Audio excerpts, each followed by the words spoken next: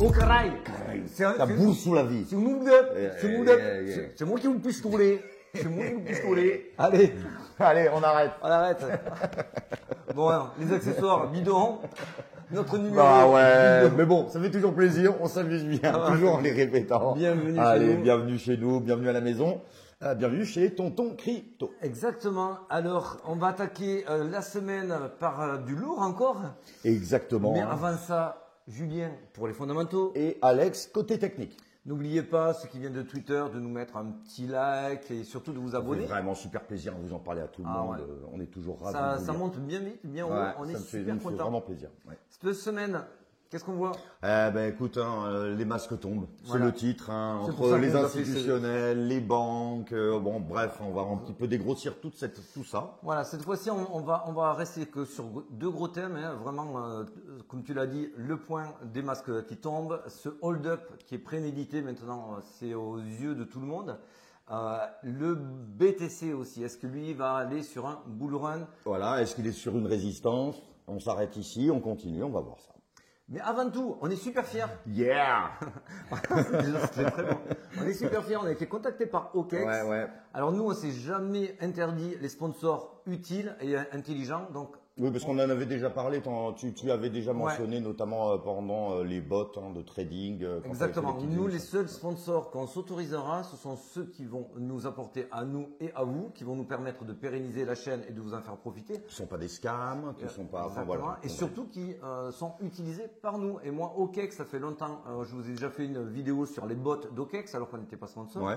Donc aujourd'hui, ça a bien sûr du sens de vous présenter la plateforme OKEx. Alors, on vous fait pas une présentation aujourd'hui. Tuto rapide. La semaine prochaine, on vous fait un petit tuto. Ouais. Alors, super important, c'est qu'on a, comme les gros.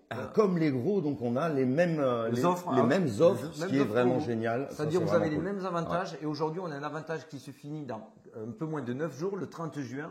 Et en fait, si vous créez un compte avec notre lien d'affiliation, vous doublez vos bonus, grosso modo. Donc, vous les avez, on vous met les liens en description. Donc, c'est jusqu'au 30 juin. 30 juin. C'est ça. Ouais. Donc, c'est super sympa parce qu'ils ont joué le jeu à fond. Vous avez exactement les mêmes. Pourtant, on est tout petit, donc vous voyez, mais c'est super. Mais déjà, merci à eux. Merci à vous qui allez peut-être aller dessus et trader dessus. Bon, ben alors, on attaque par les news. Ouais, on attaque par les news. Alors, c'est parti.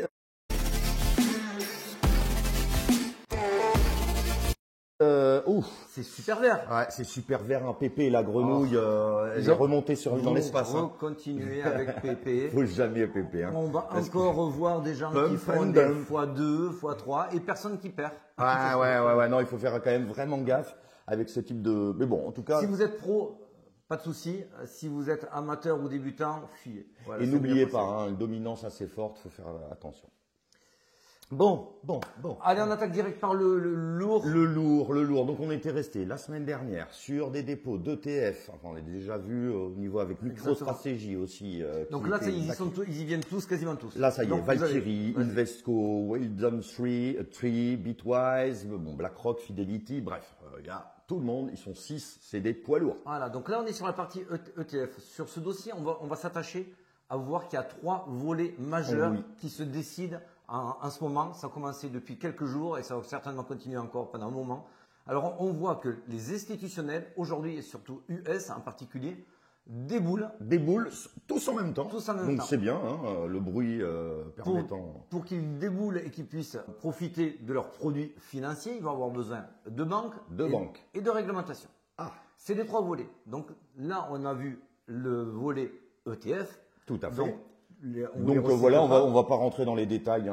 Les ETF, on en a déjà un petit peu parlé. Il y en a même aussi qui vont créer leur propre exchange. Exactement. Et puis c'est pas n'importe qui, des Fidelity, Citadel, Paradigm, Sequoia Capital, etc., etc. Donc c'est des géants de Wall Street. Donc là, vous avez compris. Eux, ils créent leurs produits. Ils créent leurs produits, mais alors le truc, c'est que quand même, il va falloir qu'on ait un appui de banque. Exactement. Parce que forcément, tout seul. Vous l'avez vu, ça date d'aujourd'hui. Le Crédit Agricole, 6 mai, donc on pourra déposer de la crypto, ils seront en custodie, ils seront en PSAN. Alors bien sûr, les Américains n'auront pas que le Crédit Agricole pour eux. Il y a la Banco Santander, qui est juste gigantesque, une banque espagnole. Une des plus grandes espagnoles, et vous avez aussi la Deutsche Bank. Donc ils arrivent tous en force. Là, sur une petite fenêtre de 2 semaines, c'est les vrai que ça masques sont envoie. en train de tomber. Les masques sont en train de tomber. Et même la Deutsche Bank, ce qu'il disait, c'est tout était prêt depuis 2 ans. On avait juste appuyé quasi sur le bouton. Pour la réglementation sur le bloc européen, on y va franchement, puisque maintenant, donc on vous en avait parlé lundi de l'AMF qui va entamer des discussions sur la défi. Sur la défi donc c'est plutôt bien. Exactement. On remettrait pas une couche. Voilà, Mika 2, on va l'améliorer. On va l'améliorer, petite amélioration, on va s'adapter, etc. Oui. La Fed, c'était hier. Alors la Fed, c'était hier, et la Fed qui commence à nous sortir que les paiements, les paiements en stablecoin comme une forme de monnaie. Ok, c'est Jérôme Powell. Et en plus derrière, il nous dit l'industrie crypto semble avoir la capacité à durer dans le temps. C'est étonnant. Vous voyez qu'il y a un changement de paradigme ou pas là ? Parce que c'était quand même tout l'opposé il y a quelques semaines, on va dire. Donc, le Royaume-Uni régule aussi ses cryptos à la Chambre des Lords. Bon, est-ce que maintenant c'est clair ? Vous voyez bien les 3 volets ? Ouais, les 3 volets, on va dire les institutionnels qui ont besoin des banques, les banques qui ont besoin des gouvernements, etc., les États aussi pour pouvoir justement accélérer ce marché, quoi. On vire les natifs. Vraiment, les natifs crypto, on les a attaqués depuis des mois parce que là, Binance, ça date pas de la semaine dernière, c'est depuis mars qu'ils sont attaqués. Rappelez-vous, il y avait Paxos, etc. On va pas vous le ressortir. C'est vrai qu'il a essuyé beaucoup de tirs et de pertes maintenant. Donc, soit ils espéraient le couler, soit suffisamment le diminuer pour qu'il soit remplacé. Tout à fait. Aujourd'hui, on n'est pas dupe. Alors, comment ça va impacter nous, notre business ?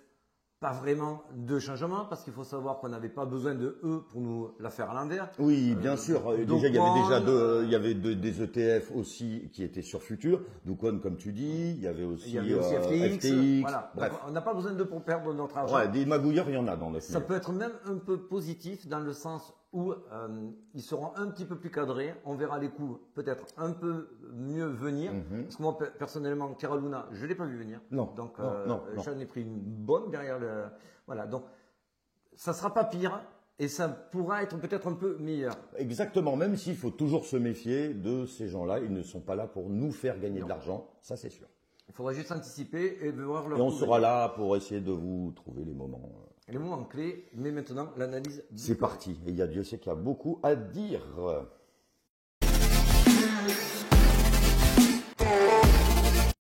Bon. Alors ça, c'était en avril. En avril, j'avais commencé à vous casser les pieds avec les sessions US. J'avais fait mes petits calculs. Ça faisait un moment que je voyais que les sessions US faisaient reculer le cours du Bitcoin, contrairement à l'Asie et au reste du monde. Ça voulait dire quoi ? Que les institutionnels US, eux, n'étaient pas là, ne voulaient pas en entendre parler. Alors bien sûr, la SEC par-dessus qui rajoutait de l'incertitude, un flou pas possible, n'a fait que augmenter, que amplifier cette incertitude et cette inquiétude pour les marchés US. Donc là, on l'avait vu venir. Et notre fil rouge, vous le savez, ceux qui nous suivent depuis longtemps, c'était tant que les institutionnels US ne sont pas là, eh ben forcément, on ne verra pas de progression au niveau du cours. Le cours n'allait jamais pouvoir s'affranchir des 30 000 et 31 000.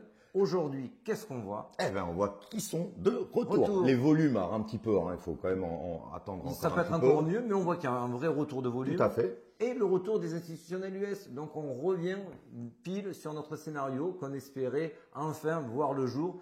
Donc, comme on vous disait, maintenant que les volumes reviennent, on peut ressortir notre chartisme qui va avoir plus de poids, plus de profondeur. On vous avait mis ça également, ça c'était en mai, c'était le fameux carré Bias. Alors qu'est-ce que c'est le carré Bias ? C'est un momentum qui nous permet de nous dire si on passe sur le côté bearish ou plutôt bullish, donc vert ou rouge. Voilà, donc un inversement de tendance. Exactement. On l'avait vu, on a été les rares, je pense, à en parler. C'était en mai, début mai, qu'il y avait une inversion de tendance. Donc là, chaque bougie est en 2 semaines. Donc c'est puissant. Puissant. Tout à fait. Ouais. Donc, on avait constaté cela, on s'était intéressé et on l'avait publié sur Twitter. Qu'est-ce qui se passe quand il y a ce changement ? C'est arrivé peu de fois sur le cours du Bitcoin. Alors là, je me suis trompé à droite, je vous ai mis mai 2019, mais c'était juillet 2020, novembre 2015 et juillet 2022. À chaque fois que ce carré... C'est une impulsion directe, tout de suite. C'est une impulsion. Alors bien sûr, ça ne monte pas de manière linéaire. On voit qu'il y a des petits retracements, ce qui est normal. Les cours ne montent pas jusqu'au ciel. C'est ce qu'on vous avait dit, c'est pas parce qu'on vous donne cet indicateur qui en recroise d'autres que ça va partir to the moon. Ça va partir normalement, effectivement, à la hausse, en bull run ou simple rallye. On va le savoir très rapidement. En tout cas, il y a des retracements à attendre. Donc oui, aujourd'hui, on voit que cette impulsion est donnée. On le voit d'ailleurs aussi sur ce schéma, le falling wedge. Celui-là, il date de, je crois que c'était aussi avril qu'on l'avait donné. On est clairement sur du copier-coller sur le falling wedge avec le retest de la résistance qui est devenu support, le point d'appui pour repartir. Ça nous donne des objectifs qu'on va retrouver sur la suite de l'analyse grâce à notre FIBO. Donc c'est super intéressant de constater que tout s'imbrique à nouveau. Ouais, là, nous repartons au nord, les amis. Il faut savoir, donc, pareil, si vous nous suivez depuis longtemps, vous savez que ce canal ascendant, on l'a vu, mais on n'était pas les seuls à le voir. Bien sûr. Comment ça fonctionne dans un canal ascendant? On passe d'un support à une résistance. À une résistance et inversement, tout en montant dans un canal. Là où c'est puissant, c'est quand on casse au sud ou au nord et qu'on le réintègre, c'est direct pour aller sur la borne opposé. Et c'est vrai que quand il n'y a plus le fake out et tiré vers le bas, là, en l'occurrence, et plus la montée va être forte. Là, c'est vrai qu'on s'est inquiété quand c'est descendu autour des 25 000 de voir qu'on sortait de ce canal. Mais de le voir réintégrer, pour nous, c'était super oui. C'est vrai que là, les derniers jours étaient magnifiques. Et on arrive sur notre fil rouge également. Voilà, le fameux Wyckoff. Accumulation. Alors bon, on vous le rabâche depuis assez longtemps, mais c'est vrai que là on vient de passer de phase D en phase E. Exactement. On sort du SOS et là on sort pour potentiellement essayer d'aller attraper les prochaines résistances. Alors, pour l'instant, on attend la confirmation pour sortir vraiment du SOS. Il faudrait qu'on clôture au-dessus des 31 et c'est possible dans les jours à venir. Tout à fait. Ou pas. En tout cas, on est clairement, même si on redescend au sud, ça fera encore une vague de SOS de plus qui sera une vague d'accumulation. Donc ça amènera aussi de l'eau à notre moulin. Et l'eau au moulin, et ça va accumuler, ça pump. Et pour qui? Pour les institutionnels US, vous le savez maintenant. D'accord, ouais, exactement. Là, le schéma vous l'explique très bien. Quand on sort de la résistance, comme c'est aujourd'hui le cas, pour aller en phase E, c'est le gros pump. Ce gros pump nous amène à ce schéma. Voilà, alors c'est vrai que bon, on est à peu près pareil, hein, on se situe à peu près dans la même zone, on serait peut-être dans le piège baissier là, dans ce coin-là. Voilà, alors là, après on ne sait pas. Là, on va vous le dire, on est en pleine spéculation. Ce qui est sûr, c'est qu'on est en plein retour d'investisseurs institutionnels, et donc du coup qu'on est sur cette deuxième colonne qui démarre de décollage après piège baissier. Est-ce que le piège baissier, on vient de le vivre? Ou on va le vivre après avec les ETF qui arrivent vraiment sur le marché? On va voir ça. On va vous en parler. En tout cas, ce qui va être déclenchant pour nous, c'est si on passe au-dessus des 30-32 000, qu'il y a les médias qui débarquent et le public qui démarre. Donc là, on sera forcément dans la phase de cupidité. Et là, le piège était passé. Exactement. Il faudra vraiment là être très minutieux et surtout. Si on tarde à casser les 30 et 31 000 et qu'on voit qu'on replonge en dessous pour nous faire douter, là, ça voudra dire qu'on arrive sur le piège baissier. C'est absolument pas impossible. Ça, il faut vraiment en être conscient.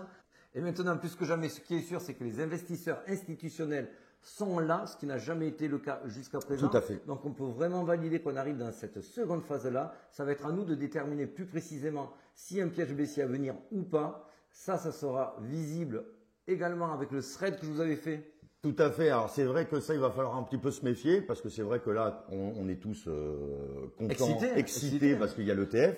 Par contre, va falloir peut-être faire très attention quand ils vont commencer à l'utiliser. Donc, c'est ce que tu voulais peut-être. Exactement. Le novice ou le débutant va se dire, bon, avec ces news-là, c'est sûr. On va à 1 million. Je longue direct parce que BlackRock va acheter, parce que ceci, parce que cela. Qu'est-ce qui s'est passé la dernière fois qu'on a eu, d'ailleurs, un des premiers ETF adossé à l'or? Qu'est-ce qui s'est passé? C'était en novembre 2004, je vous l'avais mis sur le thread, il a été hyper partagé, hyper vu, on était très fiers.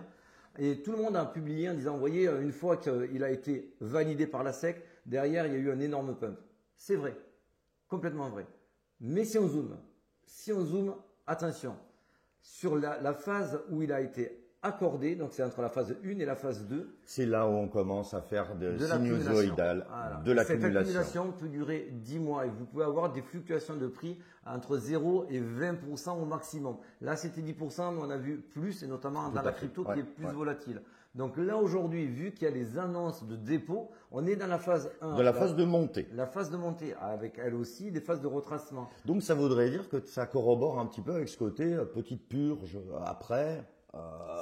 peut-être qui peut correspondre à un piège baissier. Voilà, un piège baissier, exactement. Donc, tout ça, c'est à voir, et c'est à voir aussi avec la vitesse avec laquelle la SEC va accorder ou pas les ETF.